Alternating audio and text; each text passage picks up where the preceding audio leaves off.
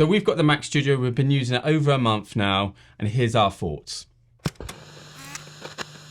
So it's been out a while now, the Mac Studio. What are our thoughts? What do we think of it? More specifically what I think about it, What do you because think it's my computer. It's not mine. Upgraded from the Mac Pro, and the reason for that was I had the Mac Pro for a couple of years. When the M1s got launched, we bought a Mac Mini for Rob. We found there were some compatibility issues with plugins. Rob's Mac was doing faster things. Outperforming the Mac Pro. Mac Pro, yeah. The cheese grater. Yeah, the cheese grater, quite a bit. But I was also getting a bit of the Death Wheel, the Beach Ball on the Mac Pro. You would open a library and you'd be instantly greeted with a Beach Ball.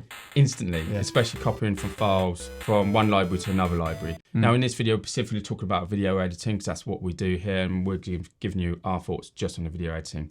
But you're probably wondering, what's our experience with Macs? So what do we have any experience with Macs? I think we've got a little bit of experience. I've got over 2 decades worth of experience. I have. I've used Macs for about a year and a half. So. But you've used it pretty solidly. It's like 80% of your week. Yeah. You're on the Mac.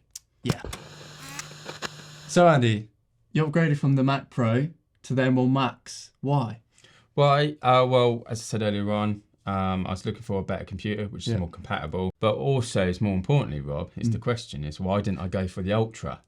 The merge of the 2 chips. The merge of the 2 chips. Well, we consulted a good friend who knows the insides and out, and he should be working for Apple really, but he's in the NFT world instead. He said, you'd be wasting your money going for the Ultra for what we do at the studio. Yeah. Of course, would save a little bit of time on rendering, but it'd come down to minutes. To give you an example, Rob's Mac Mini can render out a 45-minute 1080p video in 8 minutes and 37 seconds. For a podcast, yeah. For a podcast. Yeah. And this can do it in 6 minutes. Saved a couple minutes. Yeah. But that's why we upgraded. It was more to do with compatibility. I felt it was better to go for something around £2,000 rather than spend £4,000 on it. This has got the 1 terabyte drive, so we spec'd it up ever so slightly, and we use an external NAS for our video file. So there was no point going like stupid 8 terabytes. How does it compare? So you invested with the Mac Pro compared to do a price comparison. Right.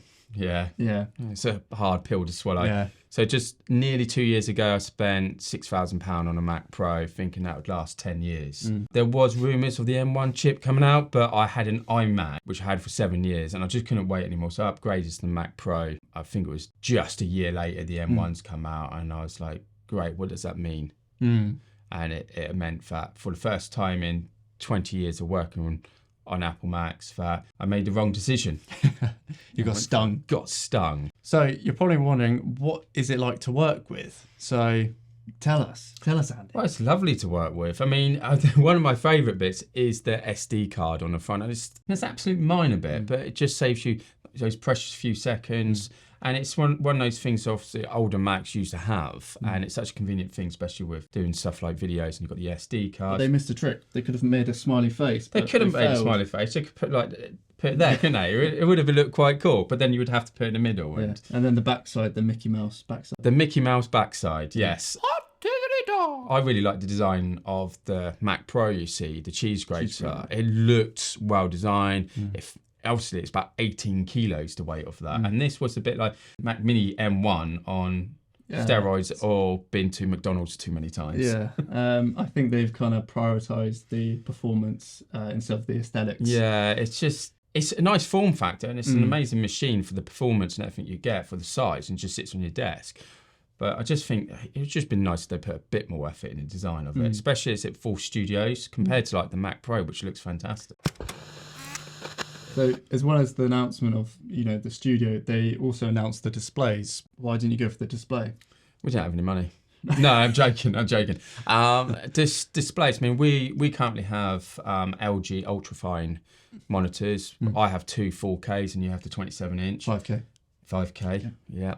Okay, Rob. Get that in there. They suit our needs perfectly. Yeah. And the update on the tech on the new studio displays was still like 60 hertz on the refresh. Okay, you get these speakers on it. Bit pointless for us because we use headphones to monitor audio when we're editing. The webcam was a bit of a waste. So really, for £1,500, it's beautifully designed.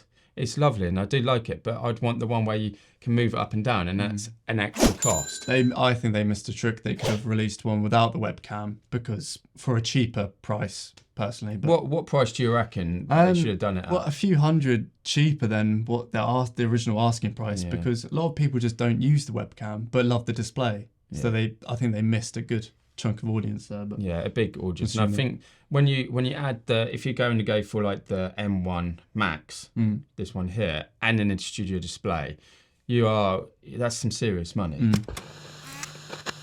So, Andy, what would your buying advice be for either the Mac Studio or the Mac Mini? Depending on where you are in your journey in the Mac world, if you're video editing, the Mac Mini does it. You use the Mac Mini. I have to admit, what did I upgrade from? The iMac. The iMac, which was it got the job done, but then when I jumped to the new chip, the Mac Mini, it almost outperformed your fully spec'd out Pro. Yeah. Which was like embarrassing. Yeah. So the Mac Mini, I think, is probably the best bang for your buck. Personally. Yeah, I would absolutely agree. So I'd always consider your personal circumstances and what you're doing, your budget, and then always look to the future of try and project where you're going with your business or with your freelance work. What do you think? Would you consider buying a Mac Mini M1 Studio, or are you going to wait for something better to come out? There's rumours today about a Mac Pro with God knows how many M1 chips in it. All the chips. And if you want to ask us any questions, comment below. We'll get back to you. Thank you for joining us today. Please don't forget to like, comment, and subscribe, but hit that bell button. Hit that so you never miss an episode. We've got lots of new stuff coming out for you guys. We'll see you soon.